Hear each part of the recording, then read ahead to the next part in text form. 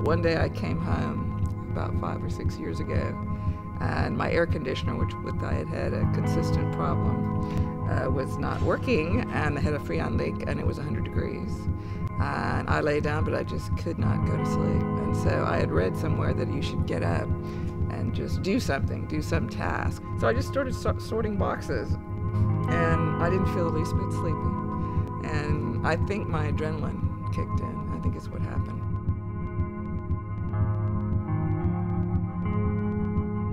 The thalamus is the gateway to the cerebral cortex. If we want to perceive any stimuli, light, sound, and so on, everything goes through the thalamus. The MRF here keeps the thalamus online, awake, so that we can be conscious and awake. Now those areas, when the activity in the MRF goes down in response to other hypnogenic centers, then we can go to sleep.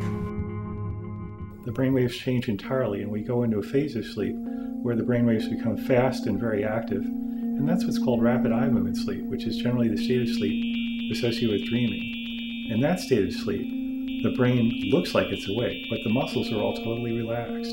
So the brain is going a mile a minute, but your body is functionally paralyzed, which actually prevents you from getting up and running around. I'm going to do an experiment about the effects of sleep deprivation on the body.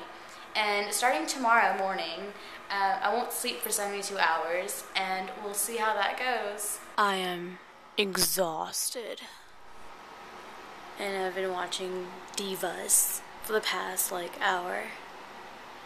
I'm really tired. After 24 hours, a person's mental abilities, for example, performing a simple task like driving a car, are going to be the equivalent of driving a car with a blood alcohol level at the legal limit of intoxication. I stopped driving after about 6 or 7 days because I was so distracted when I was driving that I would have my hand on the steering wheel and there would be a shadow on my hand, and I said, oh look, my hand is stamped. Well, where am I going? I was in the car last night, and it just seemed like it was floating, I guess. I didn't want it to stop. By about the 3rd or 4th day, I really started to feel irrational. My rational self was going to sleep, but I was still walking around. There's a brain structure called the amygdala that whenever you're afraid of something, this center turns on and lights up and says, danger, danger.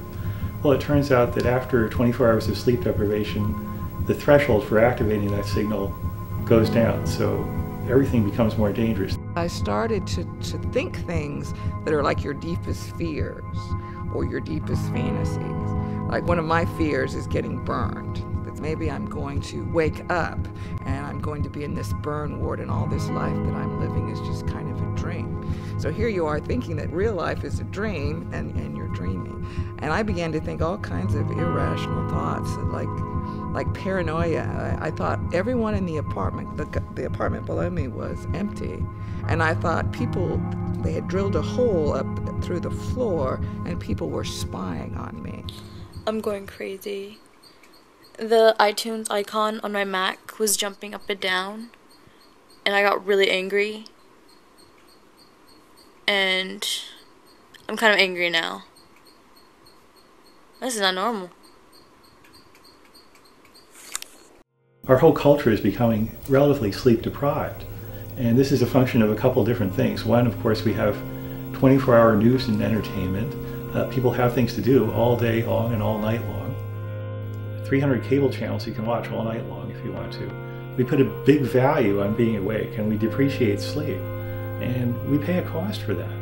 And yet we promote this sleep-deprived culture because we want to keep going 24 hours a day.